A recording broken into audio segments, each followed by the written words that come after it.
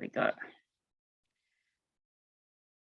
Okay, so before I introduce Ezekiel, I would just like to say something about ICE, or the Institute for Contemporary Ethics. We are a newly established institution aimed at producing research on current issues in ethics, mainly from a philosophical perspective, though we engage with other perspectives too. Our definition of ethics is quite broad, but in short is aimed at the provision of research and practical applications to the complex challenges resulting from the intersections between humans, technologies, and environments in order to find more ethical ways to live meaningful, just lives. So I'm the current chair of ICE and an associate professor in the School of Philosophy at the Northwest University. My own research interests converge on critical algorithm studies, cybernetics, the philosophy of Deleuze and Guattari, continental philosophy more broadly, and queer theory. But of course, this is not why you're here today. So let me introduce Ezekiel to you. Ezekiel's research rethinks and reconceptualizes the technologies of quantification from a critical theoretical perspective. He is particularly interested in how power and inequality are reproduced, especially in human learning and development, and the ways in which socio-technical systems of quantification are working on, with, and in the body to generatively form and shape the movement and flow of power, difference, and inequality.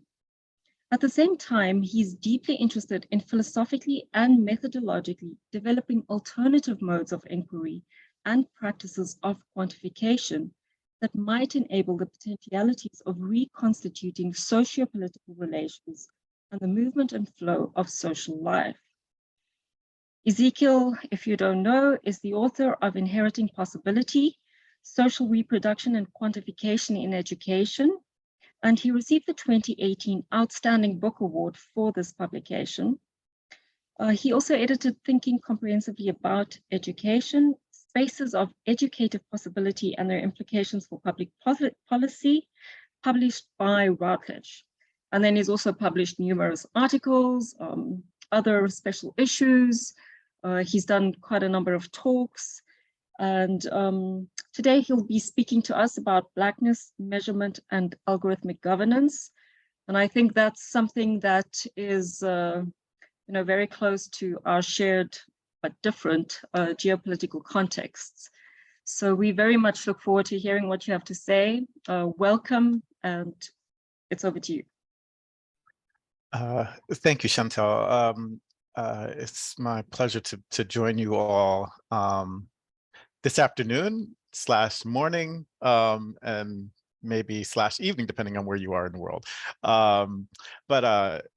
I'd like to begin by acknowledging and recognizing that I speak from the traditional lands of the Lenape people, past and present, and honor with gratitude the land itself and the people who have stewarded it throughout the generations.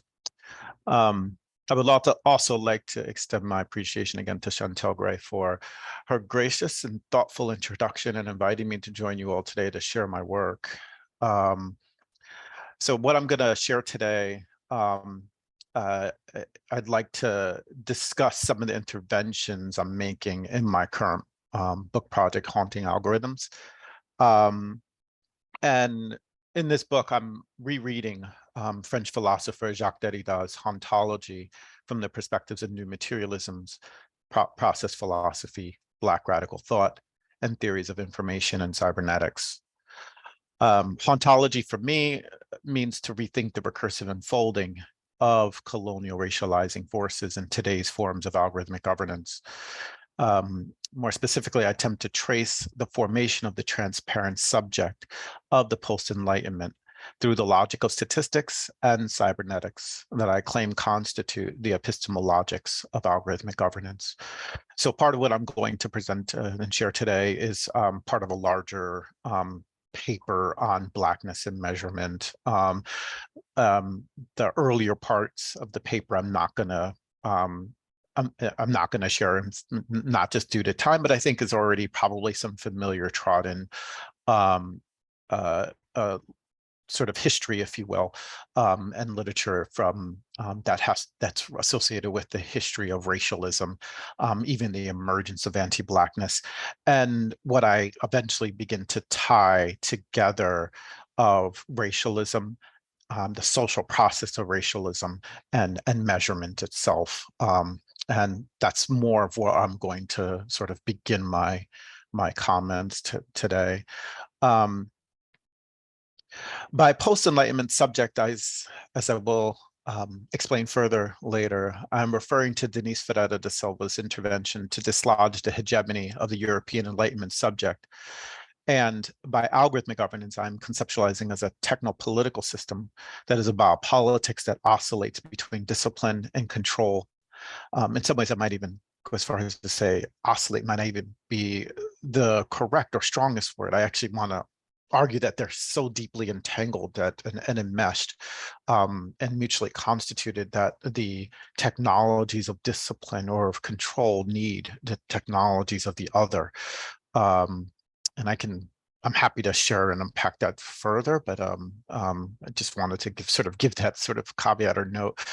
But also, algorithmic governance for me includes, but is not limited to, the deployment of machine learning algorithms and practices of governance and public policy. Today, I will focus my intervention on the particular and entangled relationship between Blackness and measurement. More specifically, I'm interested in continuing Black radical thought's interrogation of the category of the human, building upon the work of others in Black studies to develop an articulation of Blackness that is situated in technopolitical systems, one that is inseparable from the logics of racial capitalism, and demonstrating via particular terms of modernity how the colonial formation of the post-Enlightenment subject configures in the logic and practice of measurement, including in the very axiomatics of the mathematics of quantification. I will trace this intervention through a few examples of statistical methods that are foundational to measurement, speaking to their broad-reaching implications and the work they have long done and will continue to do in the biopolitics of disabling and debilitating racialized populations. In light of these interventions, I will leave off by discussing the generative force of the creative indeterminacies of Blackness and the potentiality for enabling a fugitivity in the ontoepistemologies of technopolitical systems. Okay, I begin here with a discussion on racial capitalism and instrumental reason. It is the monologic universal of European ontoepistemologies and the corollary racialized constitution of the human that I want to explicate and go after in relation to the development of technologies and practices of measurement more fully. The developments of the Enlightenment and the Age of Reason were in direct relation to the interests, development, and legitimation of colonial capitalism. Prior to the Enlightenment, racialism and eventually colonialism were grounded in theological rationale. Because of a shift away from the myth-making of theology and the interest in reason for knowing, the Enlightenment displaced the authority of God as the adjudicator of knowledge and justice, centering reason as the necessary form of knowledge production. Wrapped up in the conquest and empire building of colonialism were the pursuits of all forms of extraction, including cultural artifacts that then became part of the sample of information that was collected and organized on human groups around the world. These are some of the stolen objects that can be found in the collections of the British Museum in London or the Louvre in Paris. These efforts were not just to learn about human groups around the world, but also to legitimate difference. Difference in the Enlightenment was not just constructed based on physiognomy, but also based on a logic of temporal, i.e. historical development, and spatial, i.e. geographic difference. I will say more about this shortly. Although reason was initially understood to be an exclusive attribute of the mind, this became shifted to science, technology, history, and the market. This shift from the mind of the modernist subject to the instruments of science, technology, and history are what Max Horkheimer and Theodor Adorno refer to as instrumental reason. They argue that the Enlightenment advanced instrumental reason as a move of capitalism to replace or displace the reasoning of the human mind into other valued, even deified social mechanisms and practices, such as number, science, positivism, technology, or the market.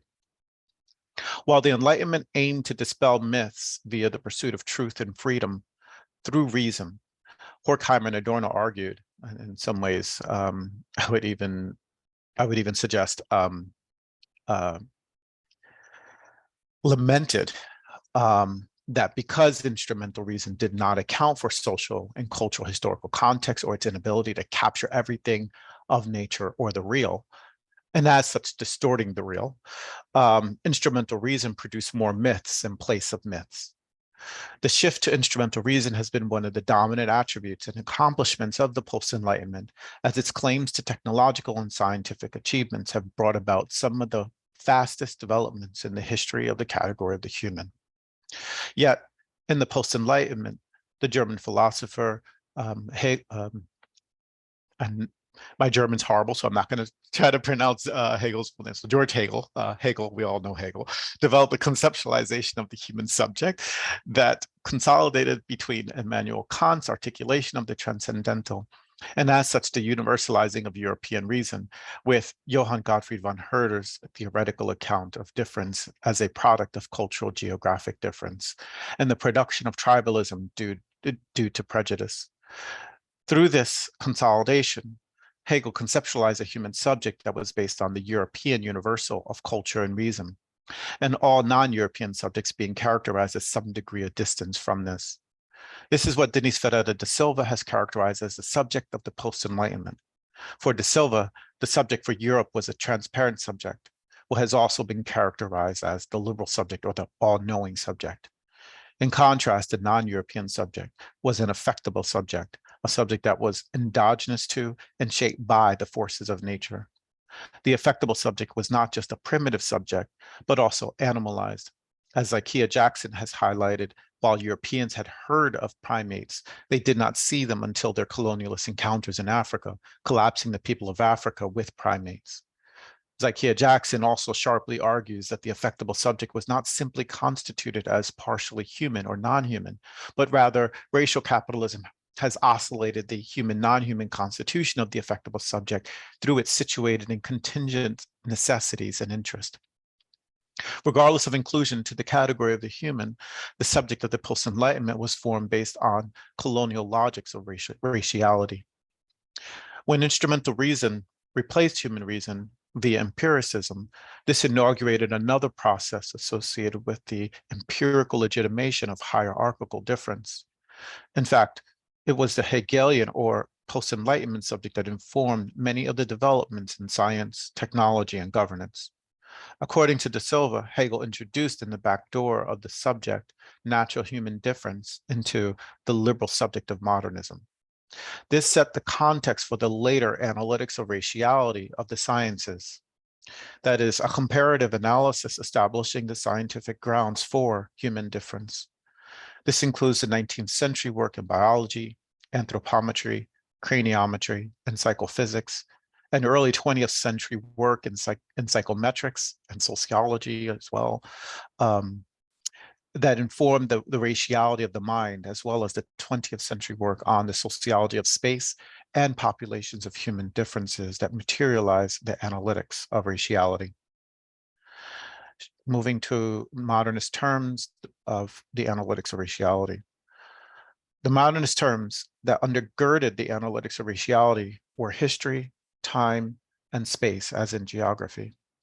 History, time, and space were important in shaping categories of difference.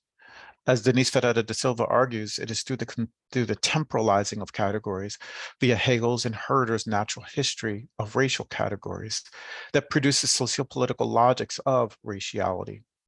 It is via Herder's account of human history as situated in varying geographical contexts, where he develops his conceptualization of the emergence of the interiority of human groups via their overcome achievements. Regarding Hegel, da Silva states that he replaces Herder's nature with, open quote, Father Spirit, a gesture that further apprehends the world as the exhibition hall of an entity that belongs in time, an interior thing. There he finds that spirit had not done its work on African minds and territories, for the Negro lacked the ideas that registered the spirit's presence, end quote. Through Herder's and Hegel's move to make natural history and the spirit the causal force of development of a group's interior capacities, They cemented colonial ideas of progress and development, and as such, the manifestation of sameness and difference via what Sylvia Wynter has called man one and man two, or the cosmogonies of prototypical man. Consequently, as a significant premise in the conceptualization of the post-Enlightenment subject, time is also profoundly important for the spectrality of colonial violence and racial subjugation.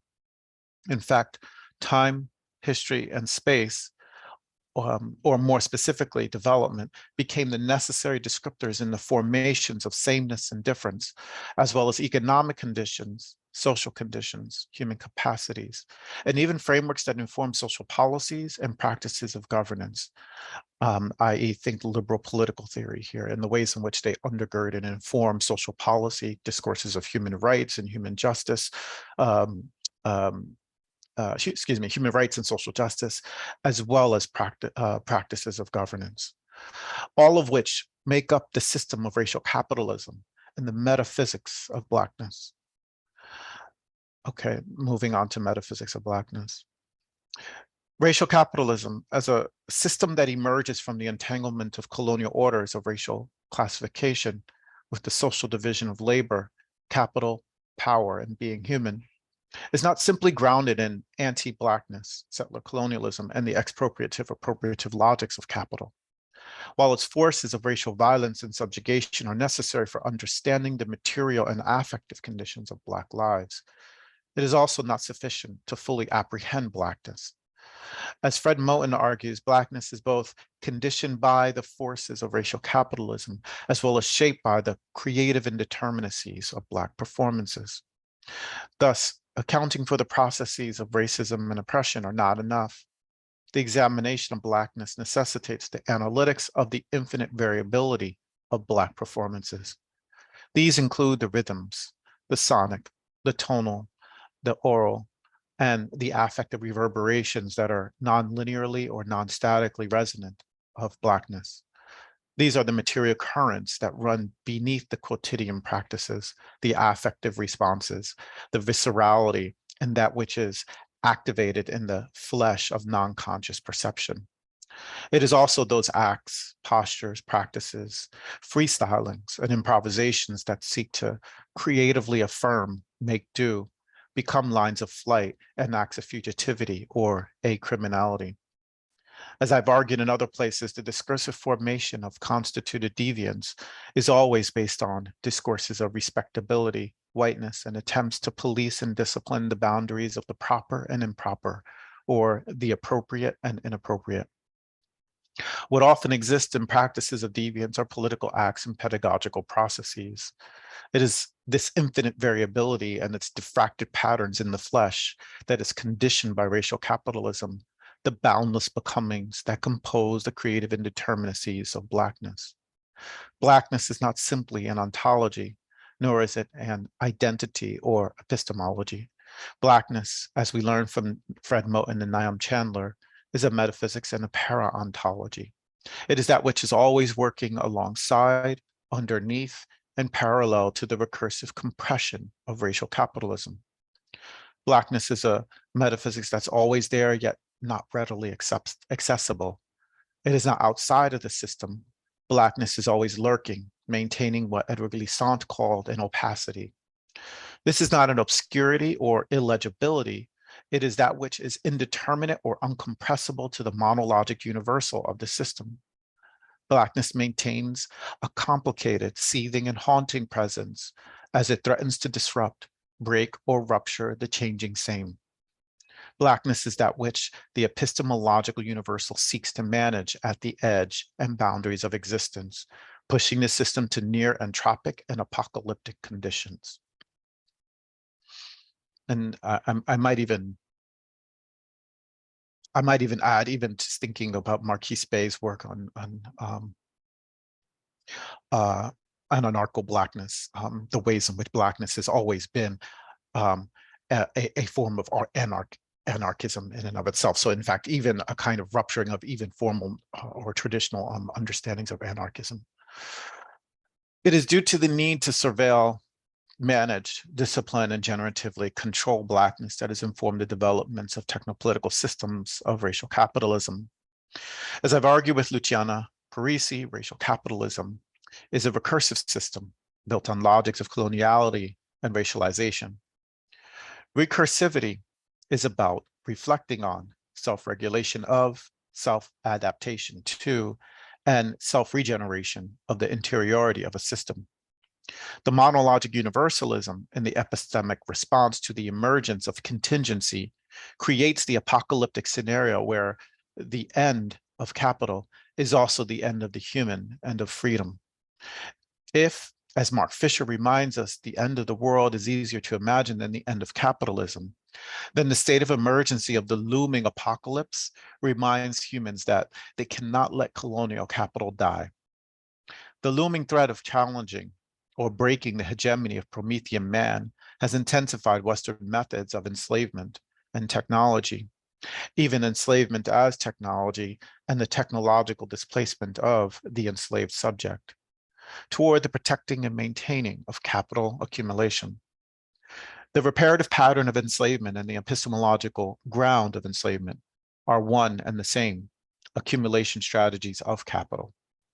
Recursive technologies are modes and systems of thinking, a technological episteme that enables the changing same of universal epistemology and technopolitical process of anti-Blackness.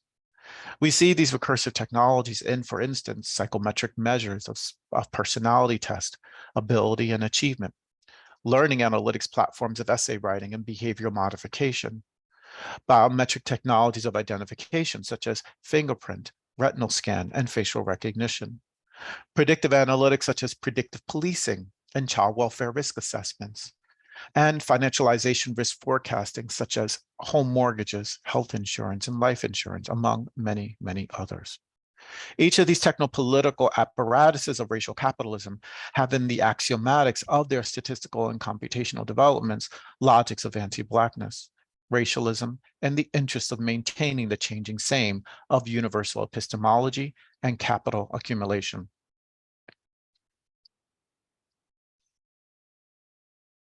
Excuse me. So now I'm going to speak directly to racialism and measurement. The technologies of racial capitalism have been designed to identify, categorize, scale, and manage the potential threats of Blackness. Practices of measurement have long been necessitated for the interests of racialism, and racialism has always been a form of measurement. And when I use racialism here, I'm borrowing some from Cedric Robinson, but basic, and as well as I should say, I'm thinking Alex Wahilye here as well, and De Silva, but basically racialism being a social process of hierarchization and differentiation of bodies. And I'll just keep it in a simple direct form as that. The observation of bodies, identifying difference, categorizing difference, and hierarchical scaling of difference based on the epistemological universal of cosmogonies of man are the base axiomatics of both racialism and measurement.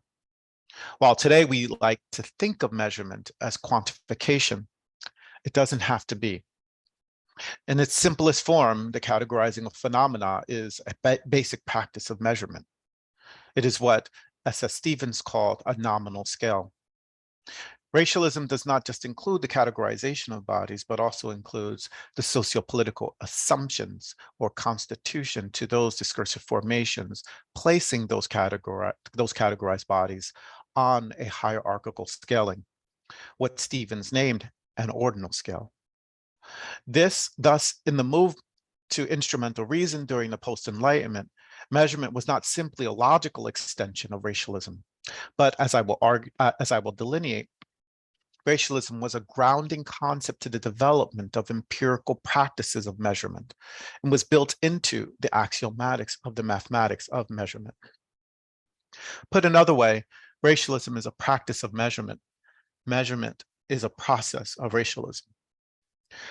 In order to more clearly elucidate my argument of racial logics built into the axiomatics of measurement, I'd like to provide three well-used and known examples in statistics and computation: correlation, the logistic function, and differential calculus. Each of these are widely known and used statistical and mathematical methods for both statistical and computational approaches to measurement, two of which are methods of statistical theories that undergird classical and modern measurement theory, and the third one of the mathematical, and the third was one of the mathematical methods that propelled the developments in computational methods. I will discuss each in turn, tracing how the method is designed to scale for the subject of the post-Enlightenment. Beginning first, the Pearson correlation coefficient. The Pearson correlation coefficient is one of the earliest and most widely used statistics in the social sciences, more broadly, and for measurement in particular. The correlation coefficient was initially invented by Sir Francis Galton in order to study his interest in heredity and the homophily of populations. Galton is one of the major thinkers of biology and statistics, the founder of psychometrics, and the one who coined eugenics.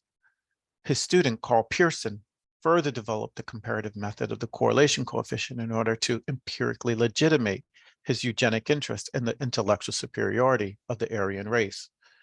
This has been well documented by many scholars, especially Stephen Jay Gould. The Pearson correlation coefficient is premised on association or homogeneity via geometric distance from the centroid in multivariate space. This can be simply seen in the estimation of the sum product of the difference of x from the mean of x and the difference of y from the mean of y. The mean of x and y can be better understood as prototypical man for x and y, and the estimated difference is the statistically constructed difference and distance of each sample subject from prototypical man. This produces a comparative method based on sameness and difference. The correlation coefficient, and I should add, not a comparative method based on sameness and difference, but also necessitating assumptions of separation of both individuality, separation, and discreteness. The correlation coefficient also led to further developments of other statistical and psychometric methods such as regression, principal component analysis, factor analysis, and cluster analysis, among many others. The logistic function was initially developed in the 19th century to study population growth. It found uptake in 1920 when the term logistic was reintroduced by biologist and eugenicist Raymond Pearl and his associate Lowell Reed. Pearl trained in statistics with Carl Pearson, the mathematician and eugenicist, and helped to develop the field of population studies. The logistic curve, aka Pearl curve, was among his major career achievements. For Pearl, the S-shaped curve captured a universal process of growth, and the only thing that varied was the intercept, which was based on natural human differences. As Ramsden states, open quote, Pearl's logistic curve represented all that was wrong with the biologist's attempt to study population dynamics, and moreover, epitomized the threat of biological imperialism and determinism to social science and social reform, end quote. Pearl's logistic curve was developed into the logistic regression model in the mid-20th century, most notably by Joseph Berkson for bioassay research. Bergson's development of logistic regression from Pearl and Reed's logistic function still made humanist assumptions of the liberal subject. This is specifically materialized in the analysis of a phenomenon that is categorized on an ordinal scale, which essentializes human group differences that are further subjected to colonial logics by hierarchizing those differences, i.e. an ordinal scale. As a comparative method of analysis that necessitates identity and difference, logistic regression became one of the main methods for post-colonial analytics of raciality and the pathologizing of difference. Logistic regression is what became the statistical foundation to modern measurement theory, whether it was the Roche model or item response theory, a multivariate logistic regression, or logit model was used to advance the field of psychological measurement in the 1960s to the statistical modeling of item and personability parameters simultaneously, accounting for the nonlinear relationship between the continuous scale of personability and the categorical outcomes of item responses. Logistic regression also can be found in machine learning as a supervised machine learning model that is also taken up in various areas of algorithmic governance, including in some of the platforms that I have that I've been studying and doing case studies on in learning analytics. Although postmodern and sociocognitive approaches have been developed with modern measurement theory, it continues to be haunted by its logics of racialism and the scaling of the post-Enlightenment subject. Differential calculus. In Ramon Amaro's timely and brilliant PhD thesis, Machine Learning, Sociology, and the Substance of Race, that which I believe is very much so part of his book that will be published any day now, I believe. He makes an important and timely intervention in the study of race and technology more broadly, and the intersections of Black study, mathematics, and machine learning more specifically. His thesis seeks to examine the larger question of the ways in which, via a philosophy of mathematics, machine learning algorithms, we articulate the colonial imaginary, or an ontology that abandons and excludes the existence of Black bodies. Via a close reading of Fanon's Black Skin, White Mask, alongside Sylvia Wynter, Freud, Hegel, Merleau-Ponty, Lacan, and Leibniz, among others, Amaro traces the racialized logics of colonialism to artificial neural network machine learning algorithms. This is intervention. What's key to this intervention, I should say, is making the connections between the colonial imaginary and machine learning is perception and differential calculus. It is via perception, Amaro argues, that accounts for the historicity of the epidermalized body and produces the sociogeny of the data. And it is via differential calculus, which undergird the nonlinear estimation of artificial neural nets, that accounts for the spatio-temporal ordering of bodies, reinforcing the prototypical man in relation to the pathological existence of Black bodies. Differential calculus was developed by the philosopher and mathematician Gottfried Wilhelm Leibniz. Leibniz sought to develop a method of mathematical reason that would contribute to the estimation of spatial and temporal ordering of bodies and the legitimation of colonial reason. This is not insignificant because of the main terms of modernity and colonial logics of racial hierarchizing were spatiality and temporality, or spatiality as in geography and temporality as in history. More importantly, it is differential calculus that became significant to the developments of neural network machine learning and artificial intelligence. Although Warren McCulloch's and Warren Pitt's cybernetic theory of neural networks was developed in the mid-1940s, it was not until the advent of greater computational power and the identifying of differential calculus as a way to advance the computational processing of neural networks in the 1980s that brought about the advancements of neural network machine learning and later deep learning, among others. As a major development, neural network machine learning, and I should add, just to give an example, facial recognition, fundamentally, underneath the hood, if you will, facial recognition necessitates differential calculus. As a major development, neural network machine learning is used in various algorithmic applications today, including computational vision, natural language processing, and facial recognition, as I mentioned. Thus, Leibniz's interest in the legitimating of colonial reason was accomplished in the take-up of differential calculus and some of the computational methods that are threaded into the quotidian of everyday life. These are just three examples of many other statistical and mathematical methods that need to be excavated. This is especially important for each of those methods that were developed in relation to the interest and logics of racial capitalism and are underpinned by the modernist terms such as history, time, and space. We also need to be suspicious of axioms of separation or discreteness and a focus on the particular of the local as a frame and gaze on cultural difference.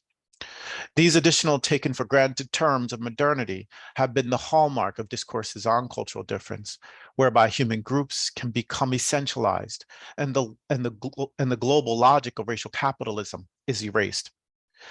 Each of the above examples demonstrate how in traditional and taken for granted practices of measurement are built on axiomatics of racialism.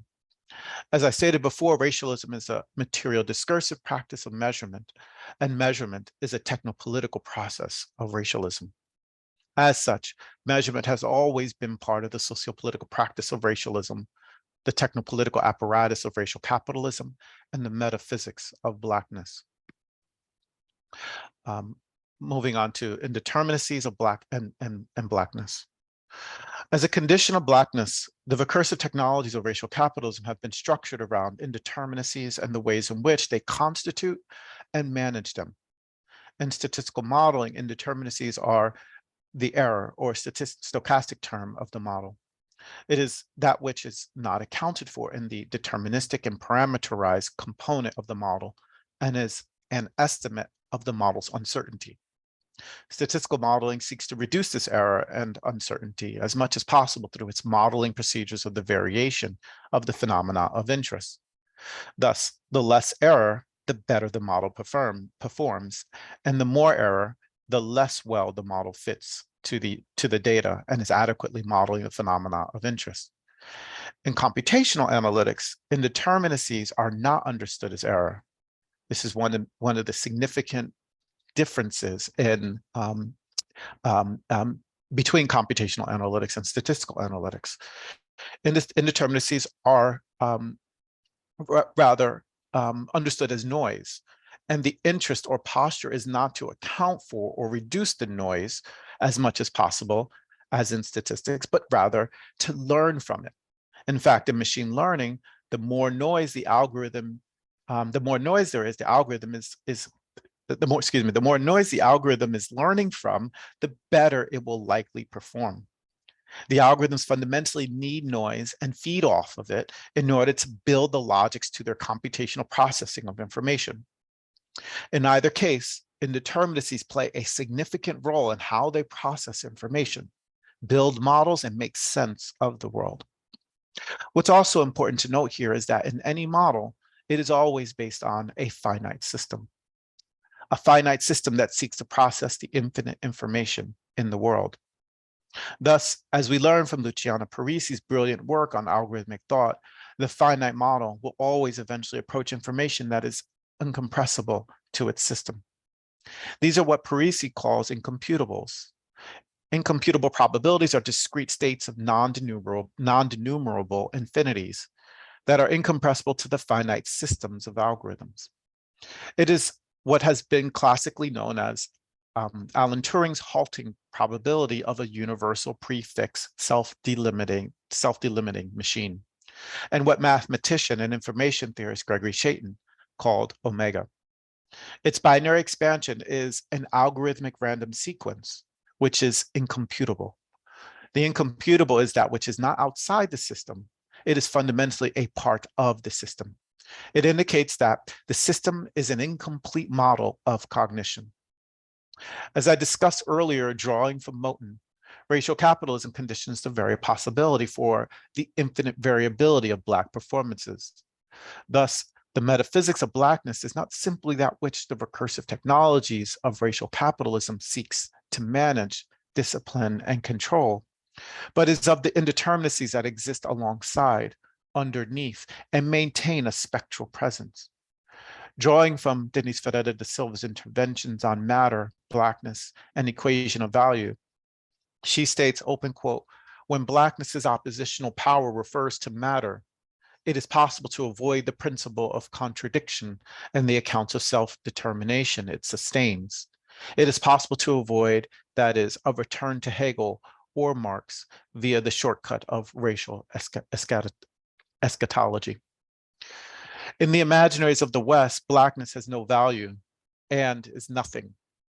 Thus, rather than complying with the determining scripts of the West by equating Blackness to sublation, a value of -1, or obliteration, a value of 0, de Silva posits to constitute Blackness as matter to signal a value of infinity. Infinity is undeterminable or indeterminate and is matter without form. Blackness as infinity not only aligns with Moten's infinite variability of Black performances, but also refuses to treat Blackness within the determinations of dialectical form. More importantly, the value of infinity also positions Blackness as an indeterminacy that is always imbued with emancipatory potential in the finite recursive computations of racial capitalism. Computational modeling is used not simply to build profiles based on prefixed sets of algorithms, but to exploit the self-delimiting power of computation, defined by its capacity or incapacity to decide when a program should stop based on indeterminacies. By transforming non-denumerable infinities into random discrete sets or omega probabilities, computational modeling manifests random actualities. When automated procedures become temporal operators of variations and heuristic searchers of results, automation itself, that is, the computational procedure, becomes open to the indeterminacy of its own function. As such, when a recursive system moves from being autopoietic to becoming allo or heteropoietic, the potentialities of indeterminacies can become actualities. Under such conditions, Blackness could become a transformative force toward an ontoepistemology and technosociogeny otherwise, and I should say other hyphen wise, and alternative world. It is such speculative systems of recursivity and postures toward indeterminacy that I argue we must work toward. And I'll end there. Thank you.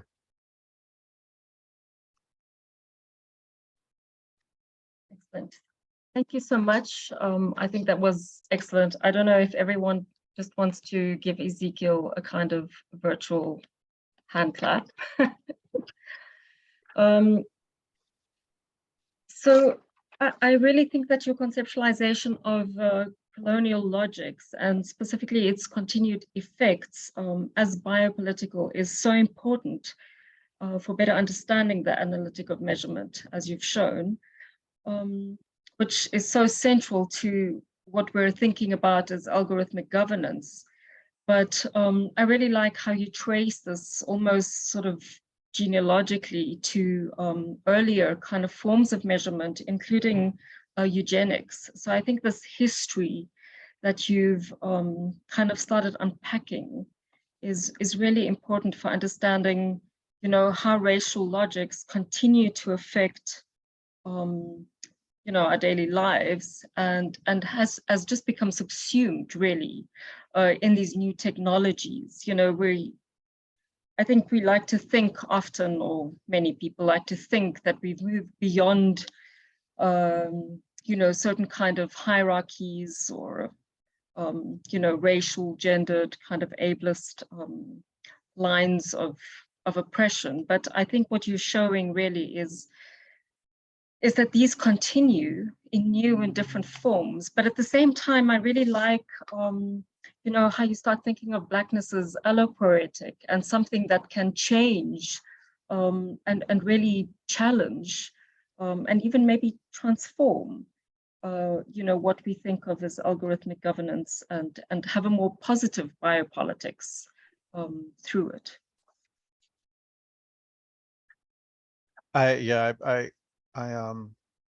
Thank you. I appreciate the way in which you're even tracking my argument and all. And I think part of what I'm also, I should add, I mean, I didn't say this up front, part of what I'm also trying to do is to push back against the discourse of representationalism or politics of representation that is arguably dominant, if you will, in discourses on bias and ethics and AI and in algorithms, and also in what's known as the FATE community, FATE, fairness, accountability, transparency, and ethics. From my perspective, I think that it's not just a limit of politics representation, right? So that would lead to, okay, for instance, making sure that there's training data that's representative of the population, or making sure that there are data scientists and designers that are representing different aspects, different demographics of the population. But in fact, I actually think there are deep problems with politics of representation. There's a way in which politics of representation lead to a politics of inclusion that fundamentally, I argue, reify the Promethean man or the transparent subject. So in other words, it takes that hegemony, that overdetermination of the category of the human off the hook, and allows that same ontoepistemology to be reified in the very system itself. The other part to that, related to that, is it also overlooks the actual ontoepistemology of the system itself. So it does not enable or open a window, if you will, for going after an interrogation of the actual ontoepistemology of the system. And furthermore, just makes assumptions that which is there can just be rethought and retooled. And I just don't, and I think that's very dangerous, especially when you begin to trace, as I'm trying to show here, when you begin to trace how the very terms of modernity became part of the very axiomatics of the development of the analytics of raciality, or of science, of natural science and social science itself, and even liberal political theories, that all become part of this thing we call algorithmic governance today. And so on the one hand, what I'm not speaking to here is, well, to an extent, I guess, is a need to rethink the technologies themselves. So I'm not saying the technologies just need to be done away. I wouldn't say we need to go back to some pre-modern moment. That's not what I'm arguing at all. But that there needs to be a rethinking, a reimagining. I would even say characterize it as a speculative intervention and project that's needed toward rethinking how algorithms and algorithmic governance are both designed and practiced. And in some instances, I mean, I would even say that maybe should not be. There are certain contexts where they shouldn't exist at all. I mean, I can go through examples, but I'll just throw one easy one out there: predictive policing. Yeah, exactly what I was thinking of. Especially from a lens or perspective of abolition, not needed by any means. And I think that would then also quite directly, or at least associated tangentially, implicate biometrics as well, as a technology that has a history of racialism, as a technology about identification, and as a technology about surveillance. Yeah. And I think the important thing you said, that there was axiomatics. It's not just about, as somebody once said of, as an anarchist or an anarcho-feminist once said of just feminism, that's just rearranging the furniture. And I think that's a good way of saying, we need to really rethink the axiomatics from the bottom up, rather than just think about things like opacity and bias and these kind of reforms, that we can make. I think that's precisely, the point. Right. So I think I'm going to open, sorry, I don't know, did you want to say something? Well, I was just going to say, I think there's a conversation to have about refusal. Yeah. And, but I'll just put a period on that. And I'm more interested in the questions. So maybe we can come back to that. Mm-hmm. So I'm going to open the floor for questions. I don't know if anyone has a question. Aragorn, just you can just open your mic and your camera. Excellent. Cool. Can you hear me? Yes. Amazing. Yeah. I was, first of all, I was really inspired by your talk. It was absolutely profound. And I love that you draw attention to the limits of the sort of fate approach. Because what you're describing through the sort of the idea of statistics and normativity It's very similar to what Dan McQuillan calls machinic Neoplatonism, right? There's a whole bunch of sort of loaded epistemological assumptions underlying that have historically been deeply racialized, obviously, and I mean, aptly described in terms like digital phrenology when they're applied in the contemporary age through machine learning and these kinds of things. And yeah, I was also really inspired by this idea of becoming incomputable as a kind of contemporary form of fugitivity and opacity. I find this sort of really compelling. It made me think, this idea of fugitivity and opacity in Glissant, it made me think of this sort of comparison Glissant draws between root identity and relation identity. So by way of posing my question, I want to read this, it's a very brief little excerpt from Poetics of Relation. And then I'm just going to pose you a question based on this. So what Glissant says is, he says, root identity is founded in the distant past, in a vision, in a myth of the creation of the world, is sanctified by the hidden violence of affiliation that strictly follows from this founding episode, is ratified by a claim to legitimacy that allows a community to proclaim its entitlement to the possession of a land, which thus becomes a territory, is preserved by being projected onto other territories, making their conquest legitimate, and through the project of a discursive knowledge. Root identity therefore rooted the thought of self and territory and set in motion the thought of the other and a voyage, whereas relation identity is linked not to a creation of the world, but to the conscious and contradictory experience of contacts among cultures, is produced in the chaotic network of relation and not in the hidden violence of filiation, does not devise any legitimacy as its guarantee of entitlement, but always circulates newly extended, does not think of a land as a territory from which to project towards other territories, but as a place where one gives on and with rather than grasps. So I've always been really moved by that part of poetic formation. And my question to you is kind of really simply is, one way of obviously resisting the sort of machinic Neoplatonism of the present is through these sort of new modes of opacity and fugitivity. But where would you see the opportunities for creating a poetics, a relation identity, a poetics of relation as a form of resistance to the contemporary world? I love this question. Thank you for also drawing attention to Glissant's root identity and relation identity or relational identity. So first, let me ask a question. You said machinic Neoplatonism, and who was the author? It's Dan McQuillan. Oh, he's just written a book called Resisting AI, which also the eugenics roots of statistics. I got it. I'm not familiar with it, so I will be ordering it today. Thank you for that.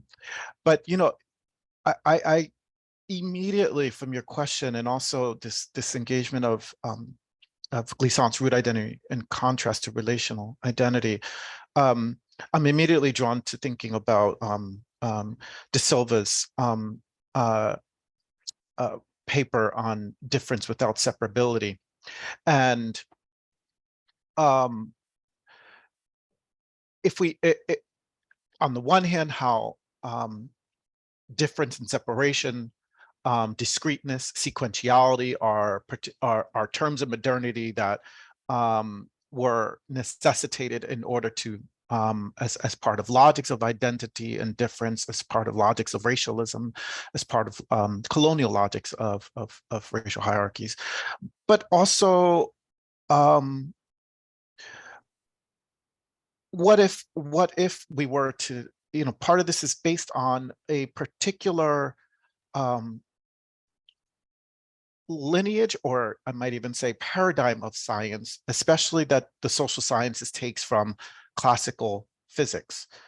And what if there were a if we were to take seriously, and in fact I will say that I do think that there are small pockets where this is happening, especially given the work in new materialisms. I'm thinking about Karen Barad's work, as well as Vicky Kirby's, among others, where the ideas from, in fact, quantum physics that have emerged over the past 100 years, I guess, arguably, where the universe is not understood to be made up of discrete, separable entities or things, but in fact is understood to be an entangled universe. What if we were to rethink, and it's not to say that difference does not exist in that universe, in an entangled world, but that difference is always understood to be inseparable from one another. So not as discrete, separated difference, but as entangled difference, as entangled, connected, relational existence, if you will. What if we were to rethink all of the very methods of techno-scientific practice under such terms? Where would we end up? And this is very much obviously a speculative question, but one that is, I think, being carried out in some spaces, in some sort of small communities, if you will, within the social sciences.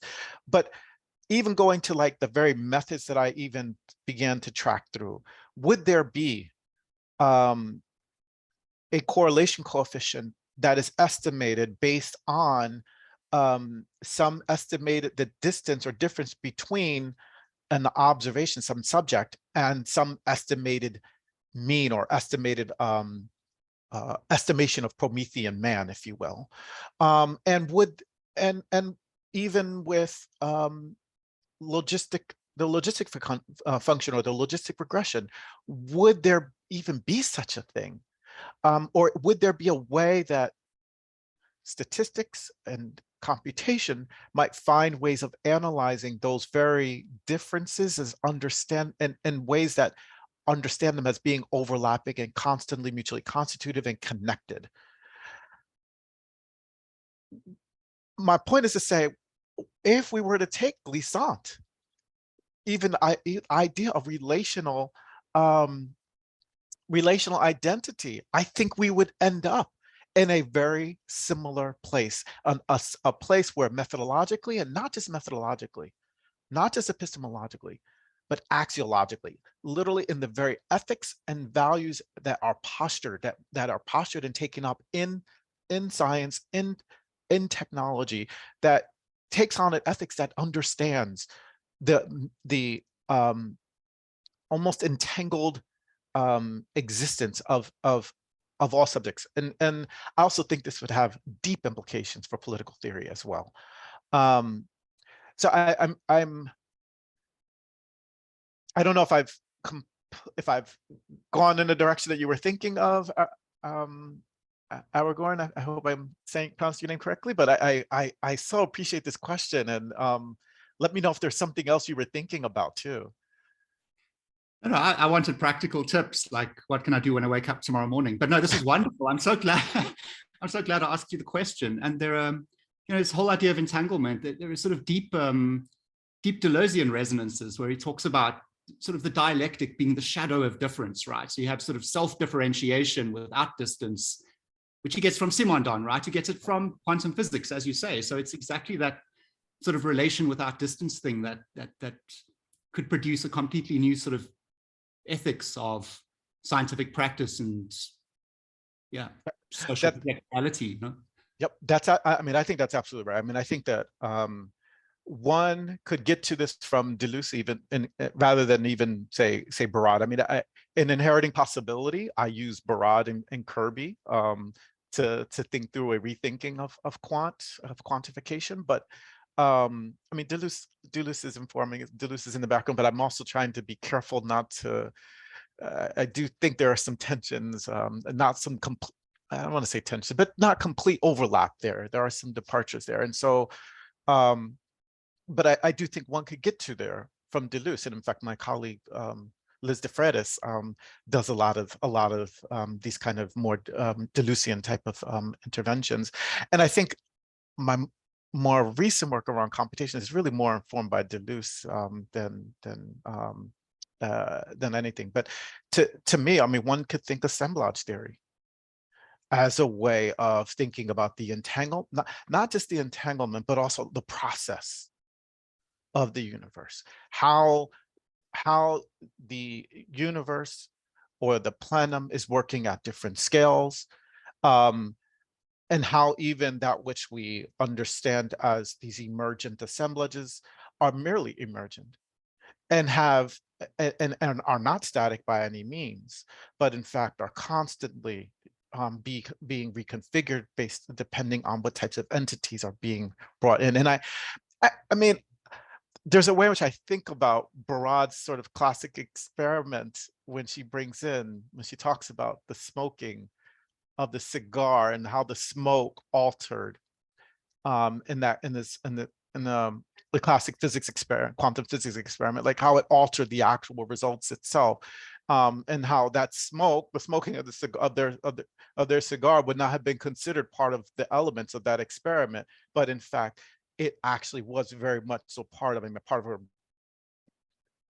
her argument is to talk about, is to point toward the how measurement is an apparatus that is very much so a material and discursive process, and how it deeply is influenced by so many different entities and things, right? And I think one can get there even from assemblage theory as well.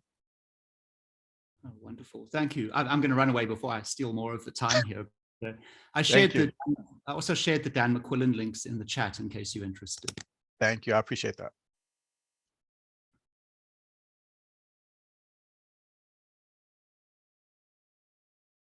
Thanks, Aragorn. I see we have another question here in the chat from Mumpati.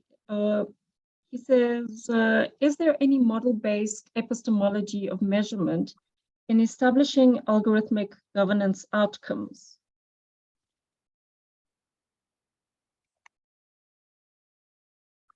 I might ask Mumpati if you could expound on your question. I think there's what I'm wondering about is what you mean by model-based epistemology.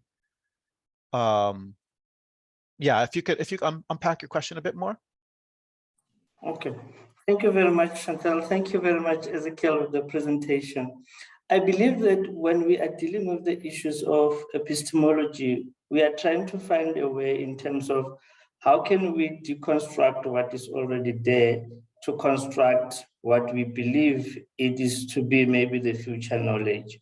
So when we look at the blackness and measurement, algorithm government, is there maybe a kind of like a model designed around it, or could be a future project looking at what you are working on? And then if it could be a future project, what is it so far that we have managed to grasp around the issues of epistemology of that nature? Thank you. It's it's another great question.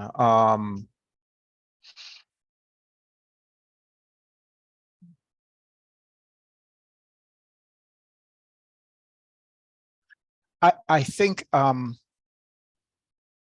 I'm going to give probably a less than adequate response to this because I actually need to process this a bit. But I on the one hand, I think part of what I'm up to is going after arguably a particular epistemology that is undergirding algorithmic governance.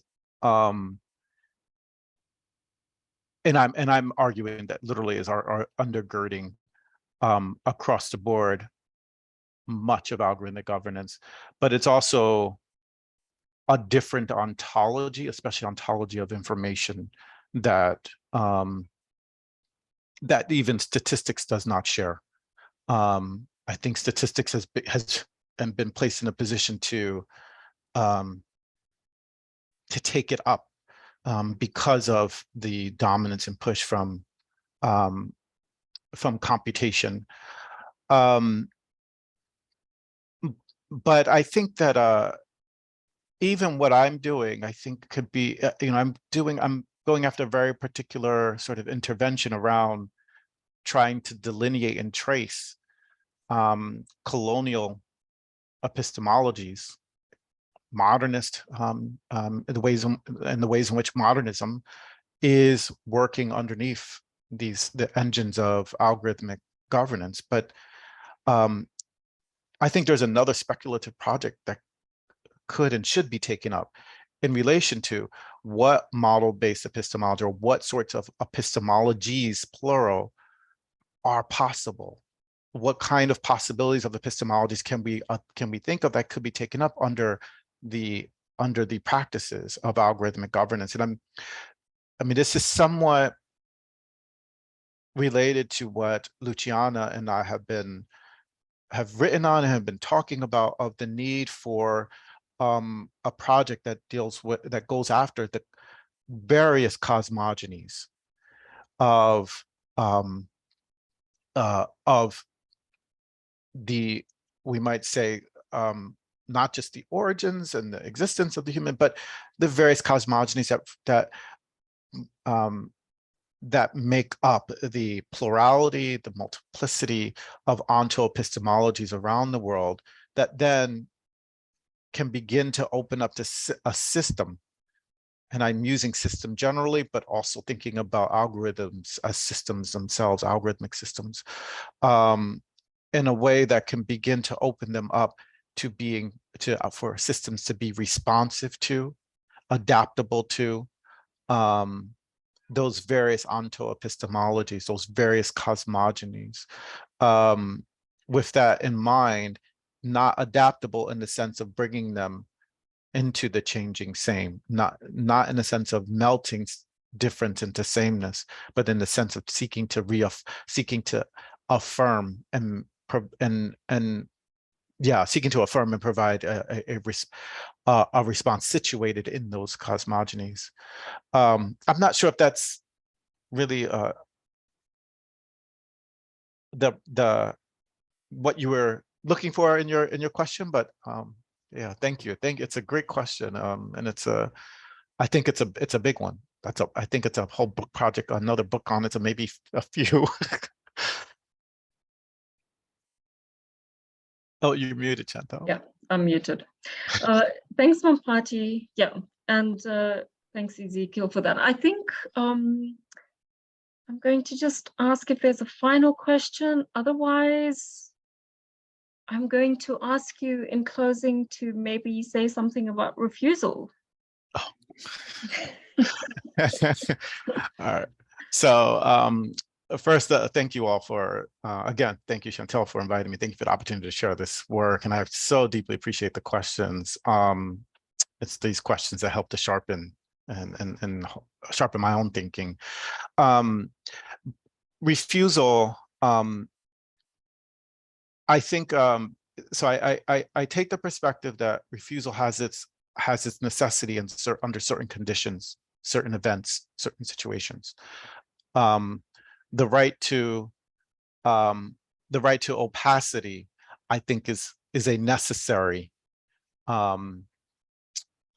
both posture and condition.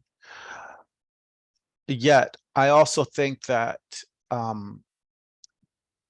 refusal can work under a politics that is doing the same as a politics of inclusion, where refusal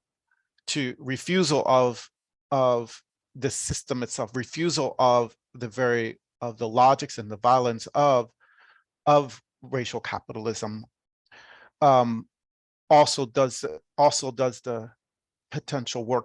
Again, it depends on the event, it depends on the situation, it depends on the conditions, but also can do the work of reifying. So literally not disrupting, but letting off the hook and reifying the existing logics, the existing onto-epistemology, the existing monologic universal. And so I think I have this sort of complicated relationship with refusal that I just think needs to be complicated. It's not that it's not necessary, but it needs to be complicated in a way that accounts for these potential politics of these potential processes of reproducing and reifying. Yeah, I mean, I think that's to bring it back to ethics, but that's a real kind of situational ethical kind of position, and I think that's what you know, it's so difficult when we start thinking about these, you know, these entanglements of raciality and, you know, all the other lines of oppression and how to start undoing them. You know, I think there is a sense in which, obviously, I think a lot of people, including myself, you want, as Aragon said, you want to wake up, you want to know what to do when you wake up tomorrow morning. So I think that there is often this this push to have these finite answers. But I think that is something that your work has really brought home for us today, is that there are these very complicated relations, and that in order for us to really grapple with them, we can't simply fall back on the models and the answers that we have. We need to kind of produce new frameworks even of thinking and grappling with these. And I think, yeah, for myself, I would like to say that that is what your work has done for me, to really rethink those kinds of, you know, bottom-up frameworks, the axiomatics. And so I just want to thank you really for being here with us today, for sharing this work. It's exciting work. I think it's difficult work, but at the same time, it's work that feels liberatory. And yeah, for that, we really thank you. Thank you. Thank you. And I hope we can continue conversations in other formats and ways too. But love South Africa and would love to come visit too. So I think that's definitely could be on the cards. Yeah, thank you. This was a pleasure, absolutely fulfilling and engaging. So thank you. Excellent. Thank you so much. Thanks everyone. Have a lovely time, and we'll let you know when there is another talk. Okay. Take care.